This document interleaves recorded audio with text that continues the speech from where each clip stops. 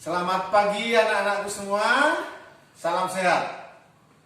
Anak-anak, hari ini kita akan belajar ilmu pengetahuan alam, ya. Beberapa waktu lalu kita sudah belajar tentang siklus air, ya. Siklus air itu sangat bermanfaat bagi kehidupan. Dimulai dari penguapan air danau, air sungai, dan air laut menguap karena sinar matahari, kemudian uap air yang banyak di angkasa terkena udara dingin akan mengembun menjadi titik-titik air dan jatuh sebagai hujan. Ada yang jatuh langsung ke sungai, ada yang ke laut, dan ada yang jatuh di daratan menjadi air tanah, ya. Hari ini kita akan belajar melanjutkan yang kemarin. Kita fokus pada dampak siklus air bagi kehidupan. Mari kita simak penjelasan. Ya, anak-anak, kalau kita berbicara tentang air, tentu saja air itu sangat banyak sekali manfaat bagi kehidupan. Yang namanya kehidupan itu tentu saja bagi makhluk hidup. Bukan hanya manusia saja makhluk hidup, tentu saja hewan dan tumbuhan sangat bergantung pada air. Nah, apa saja manfaat air bagi kehidupan? Yang pertama, sebagai persediaan air minum bagi hewan secara langsung, ya. Kita lihat gambar berikut. Hewan berikut akan membutuhkan air untuk minum setiap harinya. Kemudian manfaat air yang kedua adalah untuk pertumbuhan tanaman, ya. Tanaman itu memerlukan air untuk pertumbuhan, ya. Caranya dengan menyerap air melalui akar.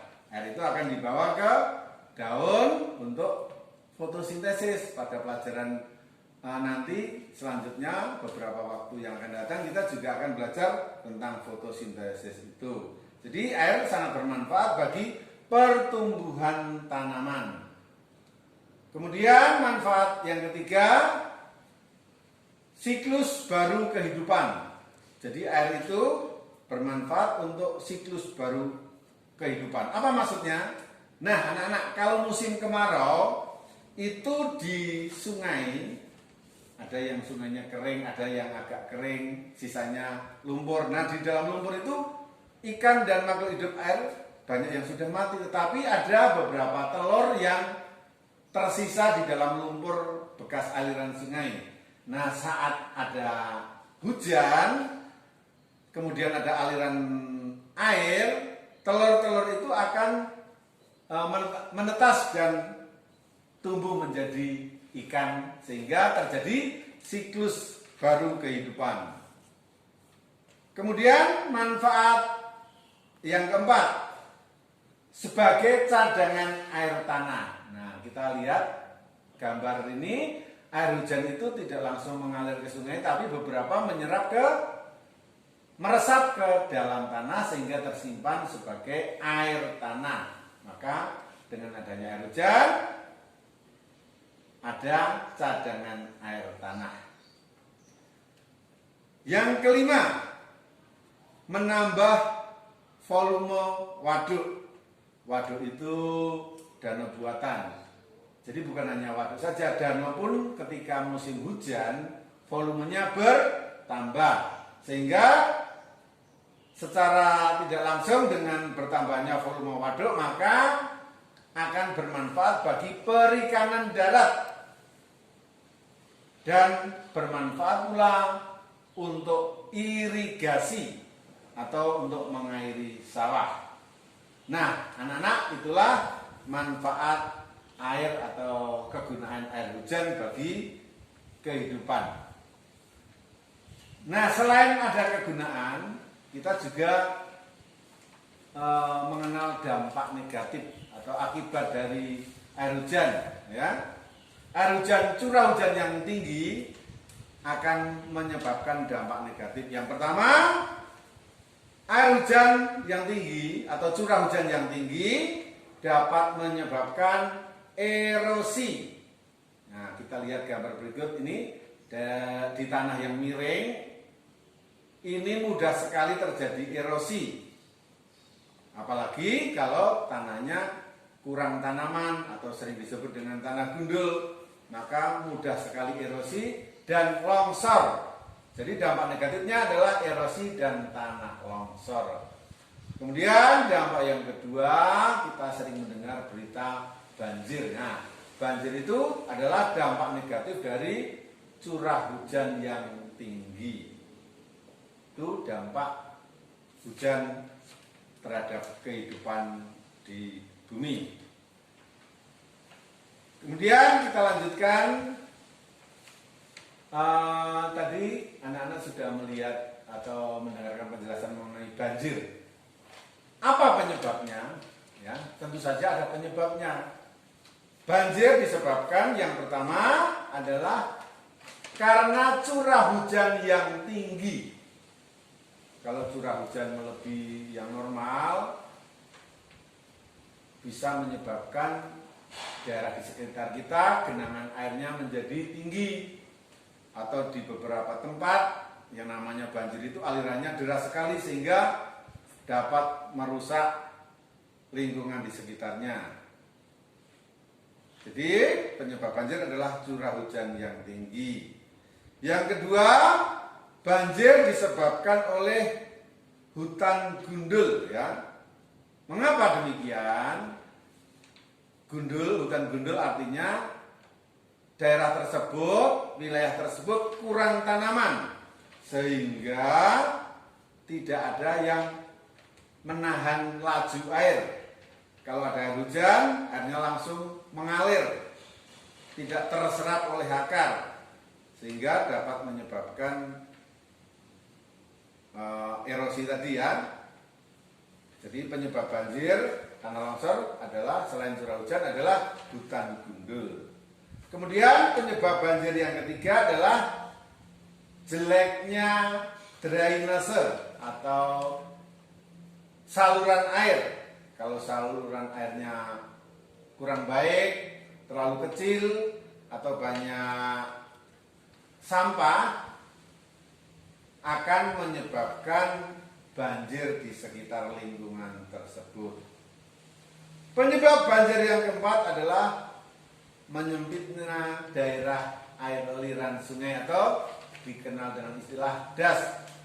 Penyempitan daerah aliran sungai. Anak-anak, kalau di wilayah kota besar misalnya Jakarta, pada zaman dahulu sungai Ciliwung itu tidak seperti sekarang. Dulu kanan kirinya tidak ada perumahan. Nah, sekarang wilayah kanan dan kiri sungai Ciliwung itu sudah banyak perumahan sehingga daerah aliran sungainya menjadi menyempit. Tentu saja volume air yang banyak tidak tertampung sehingga air mengalir ke kanan dan kiri di daerah tersebut, menyebabkan banjir di sekitar aliran sungai tersebut. Dan yang terakhir adalah penyebab banjir adalah pembangunan perumahan yang tidak melalui AMDAL. Apa itu AMDAL? Yaitu analisis mengenai dampak lingkungan. Jadi kalau pengembang atau developer itu kalau mau mendirikan perumahan harus ada izin atau melakukan analisis dampak lingkungan. Apakah lingkungan tersebut cocok untuk perumahan atau tidak? Kalau kurang cocok berarti harus dialihkan ke tempat lain. Itu yang namanya AMDAL. Kalau tanpa AMDAL akan menyebabkan banjir di sekitar wilayah tersebut. Nah, tentu saja kita tidak menginginkan bencana banjir, karena bencana banjir itu sangat merugikan. Anak-anak tahu kan akibatnya? Nah, salah satu atau beberapa akibat banjir adalah sebagai berikut. Yang pertama, korban harta benda. Nah, di lingkungan yang terkena banjir pasti ada harta benda yang terkena air, terbawa air, hanyut bersama air, maka akan mengalami kerugian. Itu yang dimaksud adalah korban harta benda. Dan yang paling tidak kita inginkan adalah yang kedua ini, korban jiwa. Ya. Kalau banjirnya terlalu besar, bisa menenggelamkan orang, ya, terutama anak-anak kecil, sangat berbahaya jika ada banjir. Kemudian kerugian akibat banjir yang keempat adalah timbulnya penyakit, terutama penyakit kulit. Yang keempat, kerugian akibat banjir yaitu kerugian secara ekonomi, ya. Kegiatan ekonomi terganggu, penyaluran hasil produksi terganggu. Coba perhatikan gambar tersebut, ya. Akibatnya apa? Mobil atau angkutan yang mau mengangkut hasil produksi terkena macet atau terjebak dalam kemacetan, bahkan tidak bisa bergerak, sehingga secara ekonomi terganggu. Bensin bertambah karena kendaraan mesinnya tetap menyala, sedangkan kemacetannya tidak bisa dihindari. Bahkan kalau membawa sayuran atau buah-buahan bisa busuk sebelum sampai di tempat tujuan. Yang terakhir, kerugian akibat banjir adalah rusaknya ladang pertanian yang pada akhirnya akan mengurangi hasil dari pertanian karena tanah pertanian atau tanaman terkena banjir. Nah, tentu saja tidak kita inginkan, maka ada beberapa hal yang bisa dilakukan oleh kita maupun masyarakat atau pemerintah untuk mencegah banjir. Apa saja yang bisa kita lakukan dan masyarakat lakukan? Yang pertama, reboisasi. Reboisasi itu menanam kembali daerah yang gundul atau hutan yang gundul. Tujuannya tentu saja supaya jika ada hujan, air hujan itu bisa terserap atau terikat oleh akar tanaman sehingga tidak langsung mengalir ke sungai. Yang kedua, melalui cara terasering. Apa itu terasering? Terasering disebut juga sengkedan atau petak-petak tanah miring. Manfaatnya supaya air hujan tidak langsung mengalir ke bawah, tapi secara bertahap ditambung di tingkat paling atas ke bawah, jadi terhambat tidak langsung mengalir ke bawah. Itulah manfaat terasering atau petak-petak pada tanah miring atau tanah yang ada di dataran tinggi atau pegunungan. Usaha yang ketiga adalah dengan cara tebang pilih. Apa itu tebang pilih? Yaitu menebang tanaman yang sudah tidak produktif atau sudah besar atau sudah tua. Jadi tidak semua tanaman harus ditebang, tapi tanaman yang sudah tua atau sudah tidak produktif. Cara yang keempat adalah dengan cara membiasakan membuang sampah pada tempatnya. Hal ini tentu saja berguna supaya aliran sungai atau selokan dapat mengalir lancar. Yang kelima, membersihkan saluran air supaya sama dengan yang keempat, supaya selokannya atau sungainya airnya mengalir lancar. Yang keenam, memperketat izin pembangunan, terutama pembangunan perumahan. Jadi untuk bisa membuat perumahan, developer harus mempunyai izin dan diperketat, tidak asal. Karena kalau asal-asalan membangun perumahan bisa menyebabkan lingkungan rusak, daerah resapan air menjadi berkurang. Dan yang terakhir adalah setiap pembangunan baik perumahan maupun industri harus membuat analisis mengenai dampak lingkungan atau AMDAL sehingga tidak akan merusak lingkungan.